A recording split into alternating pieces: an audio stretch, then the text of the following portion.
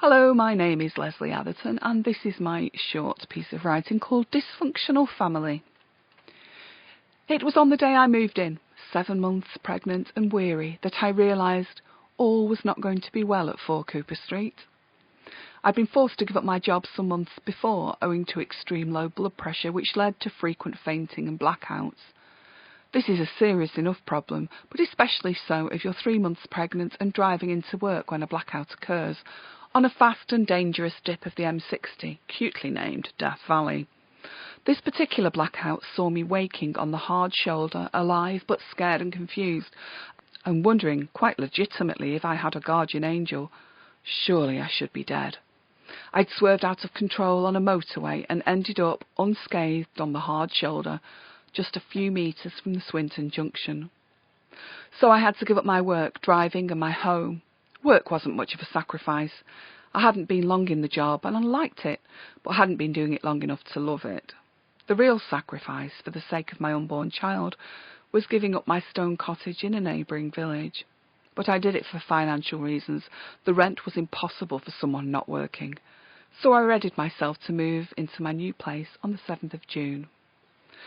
The move day arrived. My partner, and for the sake of this piece I'll call him Bert, had only one thing in his favour. He was physically strong.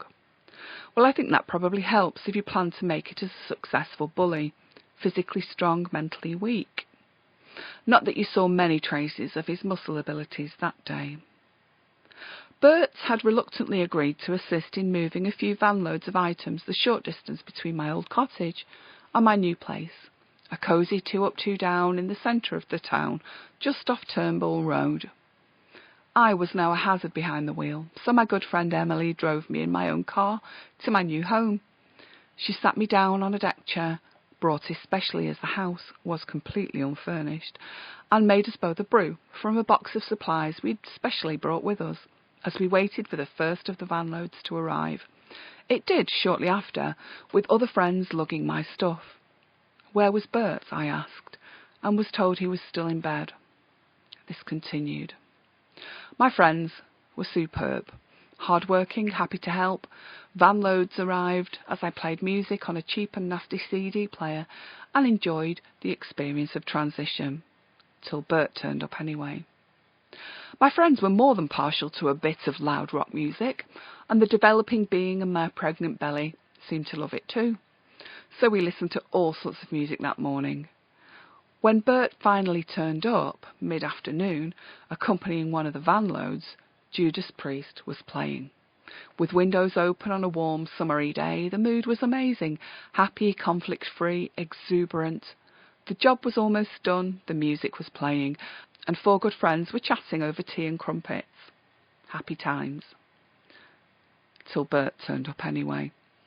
What are you listening to this beeping beep for? It's beeping beep. You are so stupid listening to this beeping beeping beep. This music is beep and you're all pathetic sheep for beeping listening to it. You get the picture. And I'm sure you can imagine how the atmosphere changed when this scowling, lazy belligerence of a bloke crowded into our previous ease. What the beep you doing having the beeping cupboard in the living room? Are you beeping stupid? If you think I'm carrying that beeping mattress up those stairs, you're beeping insane. She'll have to do it, he said, pointing at me. And so on. I'm sure you're beginning to get a feel for the delightful Bert.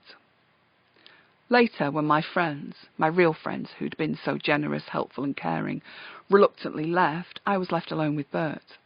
As the front door closed and I hugged my friends goodbye, Bert went round the back for a fag and a coffee.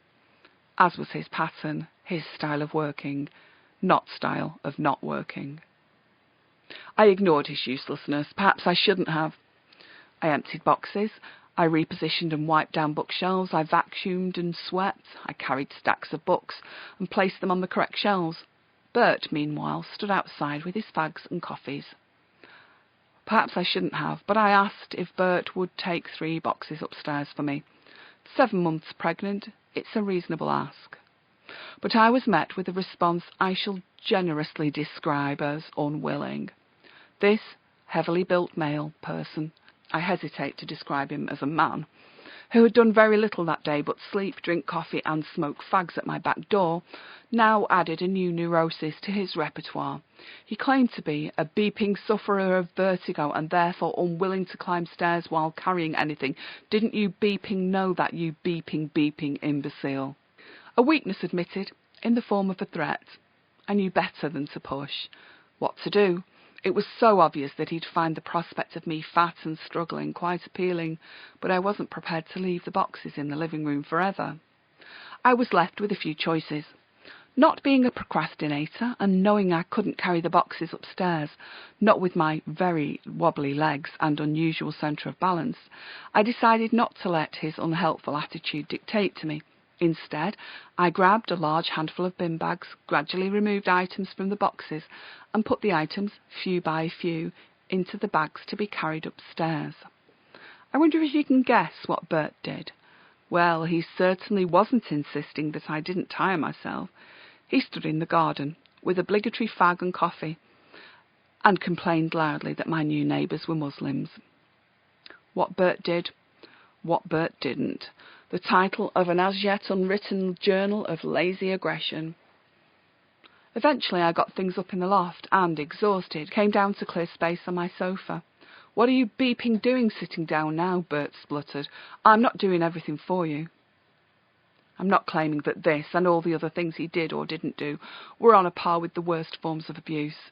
Bert never struck me with fists or feet, so the hurt wasn't physical, though my physical well-being did collapse as a result of him and his actions. But this lack of care, this lazy inattention, and this cruel stuff turned into something different, something more unpleasant, something more uncaring and nasty and vicious. So when I hear people ask why domestic abuse victims don't rant and swear and leave their abuser, or demand their abuser changes their ways, I think I can answer. It's the slow burn that does it. It's the slow and steady erosion of confidence and well-being. If the relationship began nasty, it would never make it past a week. These manipulative men and women show you the good bits first, so by the time the bad bits come along, you find yourself thinking that maybe he's just had a bad week, or you find yourself remembering how things used to be, right at the beginning when he was still going through the process of hooking you in. Perhaps it will come back, that's what you think. Perhaps that good guy is just on vacation and he'll return happier, healthier, and the good guy you wanted him to be. So, 4 Cooper Street wasn't as anticipated, a fresh new start. Mind you, things weren't great before then either, but that story is for another time.